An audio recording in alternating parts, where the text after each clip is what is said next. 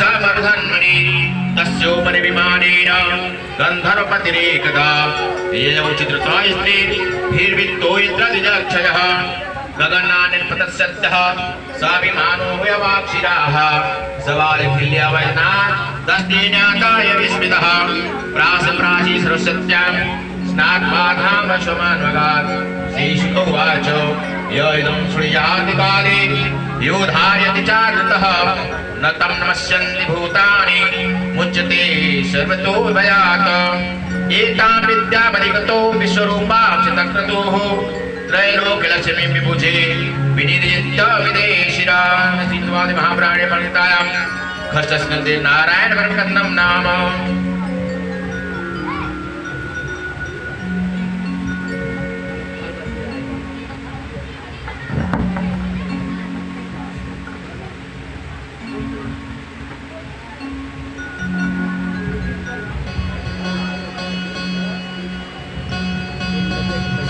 कृष्ण गोविंद हरे मुरारे हे नाथ नारायण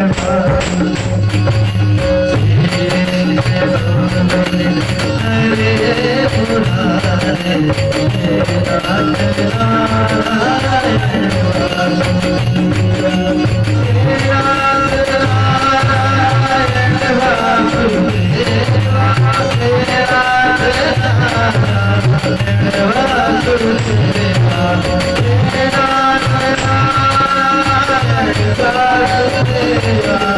हे नाथ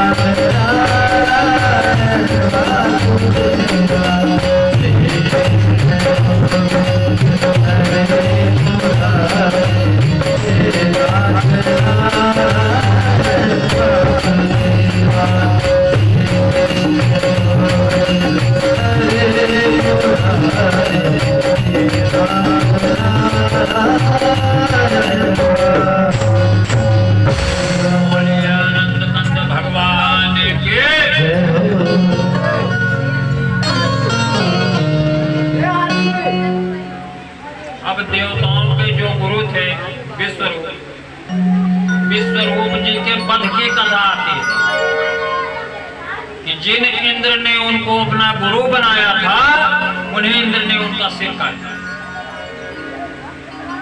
फिर वृतासुर नामक दैत्य का अभ्युदय होता है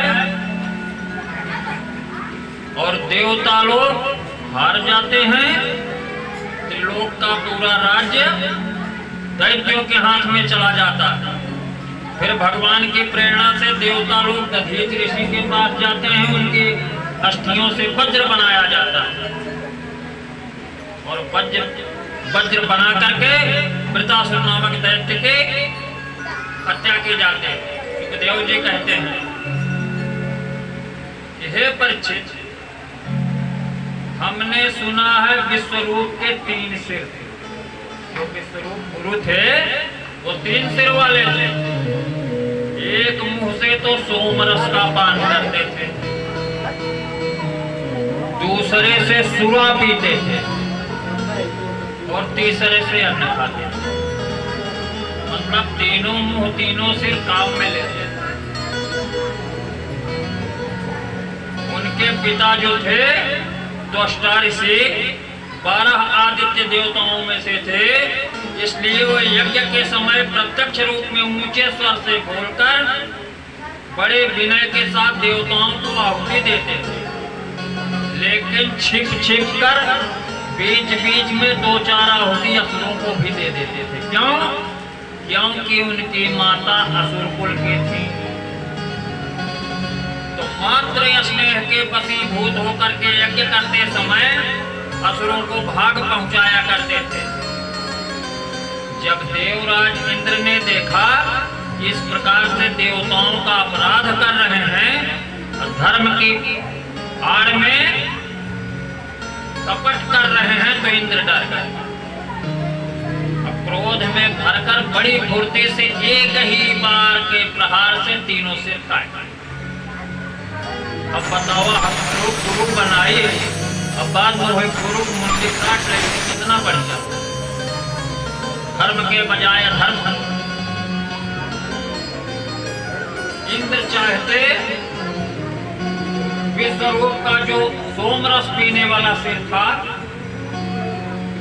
उससे पपीहा की उत्पत्ति हुई, सुरापान करने वाले सिर से गौरैया की उत्पत्ति हुई और अन्न खाने वाले से तीती। ये तीनों सिर इनके 3 भाग में विभक्त।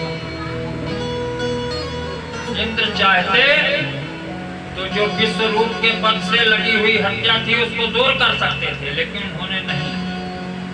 हाथ जोड़ करके उस ब्रह्म हत्या को स्वीकार कर लिया, ब्राह्मण को मारा। लेकिन सब लोगों के सामने अपनी शुद्धि प्रकट करने के लिए ब्रह्म हत्या को 4 बराबर भागों में विभक्त कर। तो ब्रह्म हत्या कौन कौन लिया उनकी? पृथ्वी ने लिया, जल ने लिया, वृक्ष ने लिया और महिलाओं ने लिया। 4 लोगों ने उनकी ब्रह्म हत्या का पाप आज तक झेल रहे हैं। 4 पृथ्वी ने बदले में यह वरदान लेकर के कि जहां कहीं गड्ढा होगा समय आने पे अपने आप भर जाएगा, इंद्र की ब्रह्म हत्या का चतुर्थांश स्वीकार कर लिया। अब वही ब्रह्म हत्या पृथ्वी में कहीं कहीं ऊसर के रूप में दिखाई पड़ती है। जहां जमीन फूल जाती है, ऊसर बन जाता है, वो ब्रह्म हत्या का ही पाप झेल रहे। और दूसरा चौथांश किसने लिया? चतुर्थांश वृक्षों ने लिया। उनको भी यह वरदान मिला कि तुम्हारा जो अंग हिस्सा काट दिया जाएगा वो फिर से जम जाएगा। आप कोई डाल काट दो, वहां से नए नए पल्लव फिर से निकल पड़ते। अब उसमें ब्रह्म हत्या कहाँ है? जो उसमें से गोंद निकलती है, गोंद उनकी ब्रह्म हत्या के रूप में आई, वो चौथा। तीसरा चतुर्थांश स्त्रियों को मिला। स्त्रियों को वरदान मिला कि सर्वदा पुरुष के साथ संग कर सके। ब्रह्म हत्या का तीसरा चतुर्थांश स्वीकार किया स्त्रियों ने, लेकिन ब्रह्म हत्या प्रत्येक महीने में रजस्वला जो होती है स्त्रियां, वह पाप चौथांश स्त्रियों ने लिया।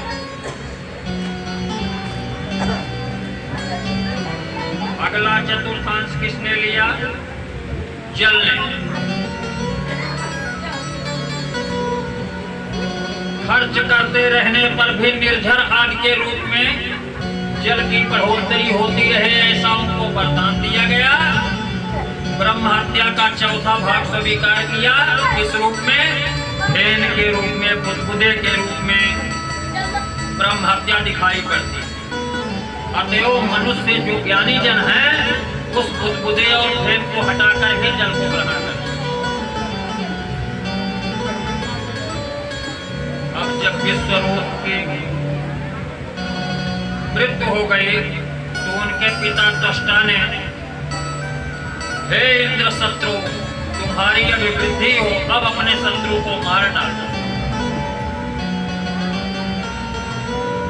और इंद्र का शत्रु उत्पन्न करने के लिए एक विशाल हवन करने लगे। यज्ञ समाप्त होने पर उस अग्नि से, दक्षिणाग्नि से एक बड़ा भयावना दैत्य प्रकट हुआ। ऐसा जान पड़ता था कि तीनों लोगों का नाश करने के लिए प्रलयकालीन विकराल काल स्वयं ही प्रकट हुआ। अपने शरीर का विस्तार करते हुए देखते देखते नाचने लगा, चिल्लाने लगा। उसको देख करके पृथ्वी कांप उठी।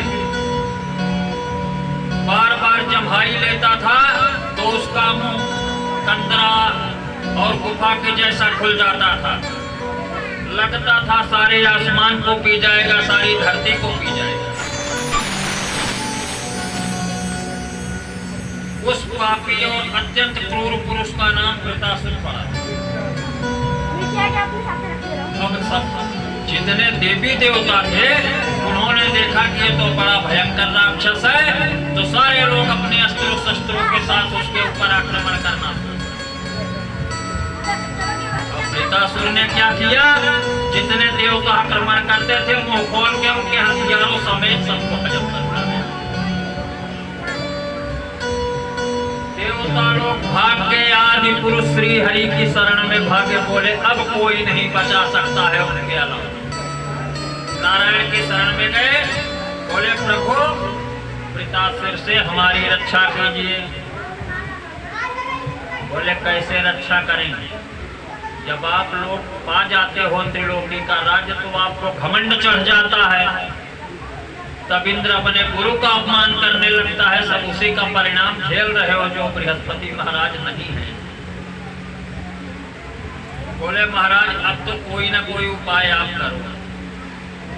तो भगवान ने उपाय बताया कि अगर दधीच ऋषि की हड्डियों का वज्र बनाया जाए तो इस राक्षस को मारा जा सकता है।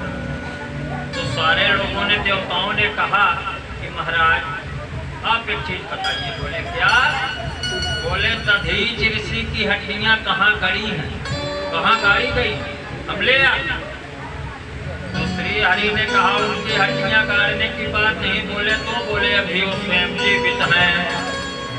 तो बोले महाराज जब वो जीवित हैं तो अपनी हड्डी देंगे काहे? बोले बहुत बड़े दानी हैं, समाज का कल्याण करते हैं, धर्म की रक्षा करते हैं, एक बार जाकर के उनसे कहो। अब इंद्रादि देवता डर तो रहे हैं कि कहे कैसे, लेकिन फिर भी जाते। प्रणाम किया, ऋषि ने अपने दरवाजे पर आया, देख करके उनका सहर्ष स्वागत किया। बोला मेरे लिए क्या आदेश? बोले महात्मन आपको पता होगा कि इस समय दैत्यों का आक्रमण तेजी से चल रहा है। बोले फिर? बोले उनका कोई उपाय नहीं हो रहा है, किसी प्रकार से उनका वध करने का कोई उपाय आपके पास हो तो बताएं। डायरेक्ट नहीं कह रहे हैं कि आपकी हड्डी चली। बोले भैया हम तो ऋषि मुनि हैं, तपस्वी हैं, हम लोग लड़ाई झगड़े से दूर रहने वाले। तो बोले महाराज एक उपाय तो मिला तो है, लेकिन वो उपाय पूरा नहीं होना चाहता है। बोले क्या? बोले श्री हरि ने उपाय बताया तो है, लेकिन आपसे कहने में खेद हो रहा है, कष्ट हो रहा है। बोले बिना कष्ट बिना भय के कहते। बोले प्रभु ये कहा गया कि अगर आपके अस्थियों का वज्र बनाया जाए और उससे वृतासुर की हत्या की जा सकती। बोले बस इतनी सी बात, सारे देवताओं और धर्म को बचाने के लिए मैं सहर्ष अपनी हड्डियों का दान करता हूं। अपनी श्वासा को ब्रह्मांड में चढ़ाया और योगाग्नि को प्रकट किया, अपने प्राणों का उत्सर्जन किया। नीचे से इंद्र ने उनकी अस्थियों का वज्र बनाया। वज्र बना करके